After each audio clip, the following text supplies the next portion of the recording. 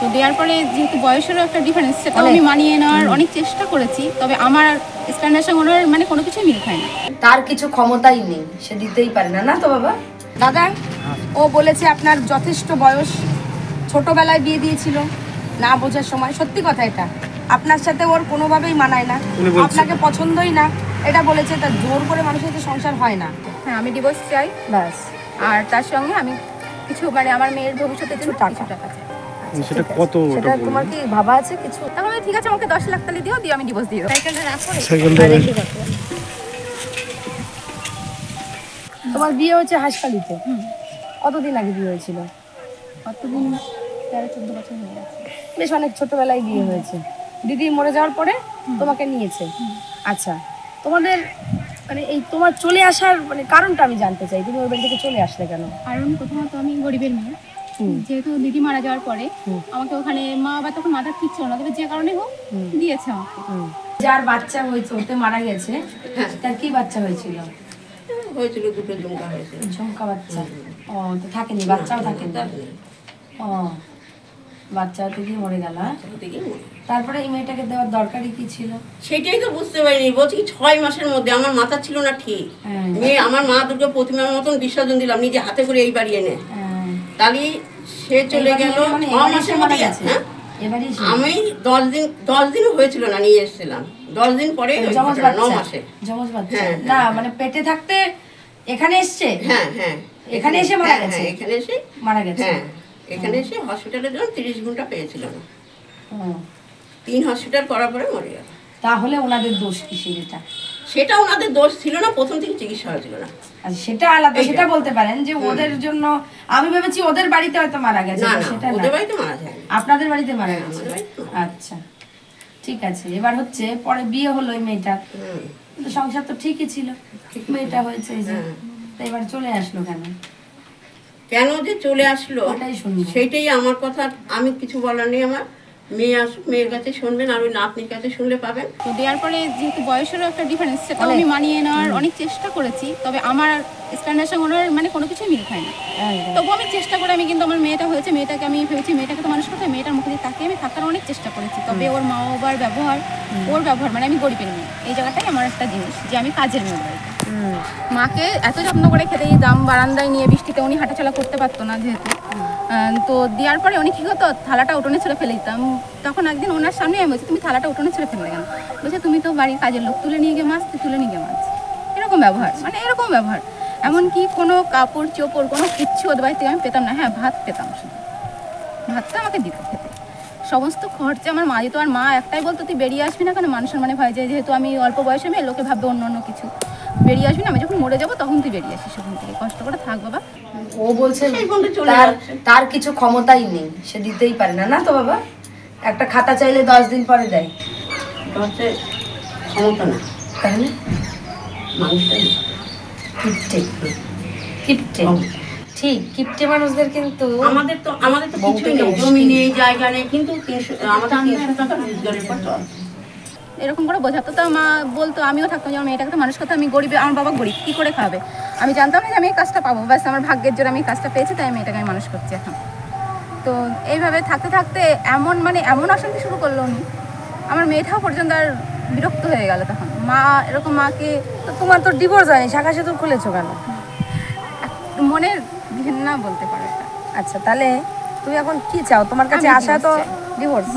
Divorce চাই। খরপোশ করেছো? খরপোশ করেছি। ফার্স্ট টাইম আমি ডিভোর্স করেছি, যখন আমার ডিভোর্স দিল না তখন তো আমাকে খরপোশ করতে হলো। আচ্ছা, নরমালি আমি যদি তোমাকে দাঁড়িয়ে থেকে না, নরমালি ডিভোর্স। তারপরে আমি এখন একটা জিনিস বলি, যে আমার যেহেতু আমার মেয়ে আছে, মেয়ের জন্য তো আমার দিতে হবে না, মেয়ের দিকটা। মেয়ে কি বলেছে না, তোমার ওর বাবাকেও ঘৃণা করে? পরে কারণ আছে, কারণ ও কিছু ভালোবাসা পায়নি। একটা সন্তান কখন বলে কই মাকে তো ঘৃণা করতে পারলো না, কারণ উনি কিছুই করেনি আমাদের জন্য।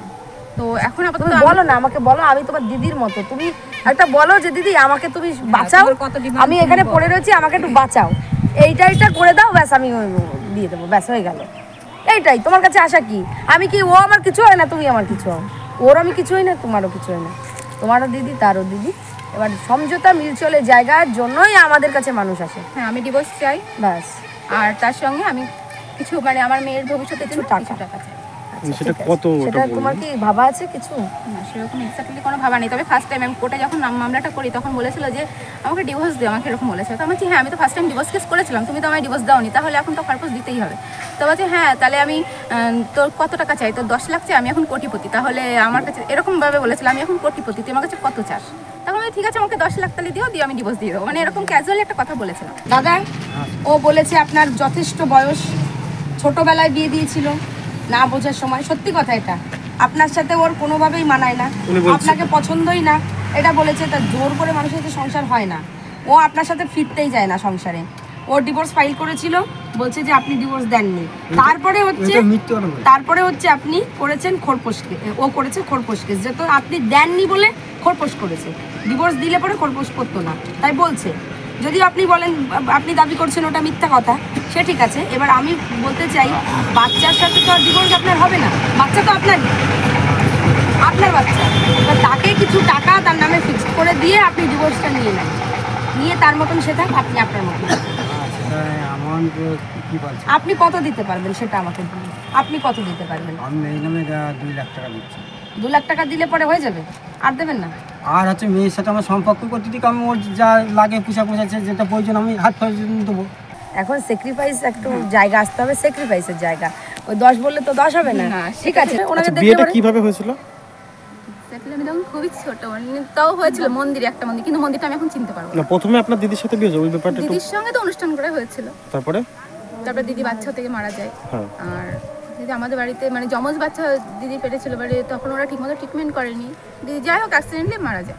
তারপরে আপনার সঙ্গে তারপরে 6-7 মাস পরে আমাকে ওরা নিয়ে যায় এখান থেকে, বিয়ে করে বাড়ি থেকে বিয়ে করে না, এখান থেকে এমনি নিয়ে যায় মন্দিরে, কোনো একটা মন্দির, কিন্তু সেই মন্দিরটা আমি এখন বলতেও পারবো না, চিনতেও পারবো না কোন মন্দির। অনেক ছোটবেলায় বিয়ে। তখন বয়স কত ছিল আপনার? তখন আমার 13.5 বছর, ক্লাস 8-এ পড়ি তখন। সেই সময় বিয়ে হয়েছিল।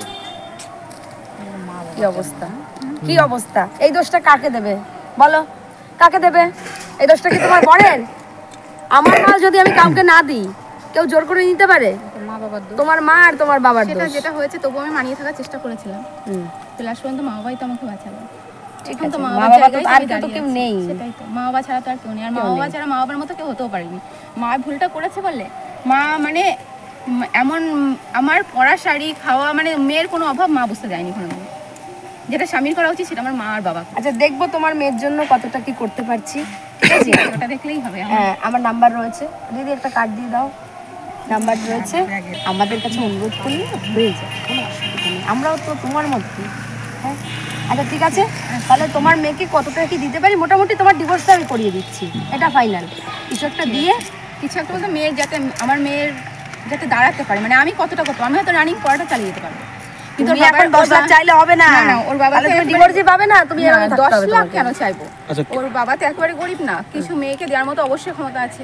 আচ্ছা দেখবো আমরা, হ্যাঁ দেখবো। সেটা দেখে আসলাম, বাস। ঠিক আছে?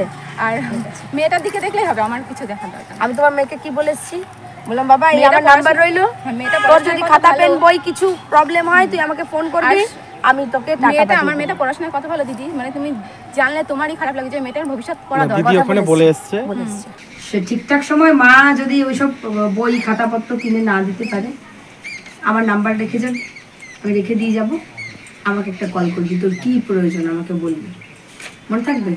আমি তো কিন্তু তোর একটা বড় মাসি, কি বললাম, বড়, মনে থাকবে?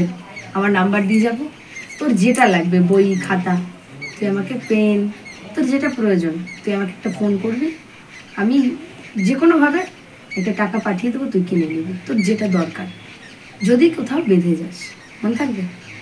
এত মেয়েকে কোন ঘর থেকে হ্যাঁ? বই না ঠিক তো? এটা খুঁজে মেয়েটা আমার প্রতি বছর স্ট্যান্ডার্ড 1 থেকে এখনো পর্যন্ত 3rd হয় না, আজ এবারও সে ক্লাস 7 থেকে 8 ওঠার সময় 2nd হয়েছে, প্রতি অল 7 এর মধ্যে। মেয়ে দিদি বলে এসছে যা প্রয়োজন এই যে খাতা যে থেকে কাজটা কলম করছি বই আমি, খাতা এটা যা আমার মেয়ে, প্রয়োজন। আমার মেয়ে এখানে বৃত্তি পরীক্ষা দিয়েছিল, ও এখানে 2nd হয়েছে, তখন ওই স্যার বলে আপনি মেয়েটাকে পড়াবেন কি করে? ঠিক আছে, আমি সেই তোমার source-এ মেয়েকে আমার বলেছি, তোমার মেয়ে ওটা আমারও মেয়ে, ঠিক আছে? যাও, যা প্রয়োজন খাতা কলম বই খাতা সব ফোন দিয়ে করবে। দেবে। হ্যাঁ, তো যদি কিছু দিতে হয় আপনাকে একটু বাড়িয়ে দিতে হবে, আমি চেষ্টা করবো। আপনি তো আমার দাদা, জিজ্ঞেস করছেন, বুঝবেন, আপনি আমার দাদা, আমার কাছে এসেছেন, আপনি 2 লাখ বলেছেন, আমি 2 লাখে চেষ্টা করব, তারপরে যদি কিছু দিতে হয় আপনাকে আবার অনুরোধ রাখতে মেয়েকে হবে। আমার একটু কাছে আসার জন্য অবশ্যই বলবো। আমার কাছে আমি একটু মাঝখানে কথা বলি। বলুন। মেয়ে তো বিষ্ণুর সঙ্গে যে সম্পর্ক রাখে যে মেয়ে অনেক কিছুই পাবে ঠিক মেয়ের বাবার কাছ থেকে সেটা বলে এসেছে।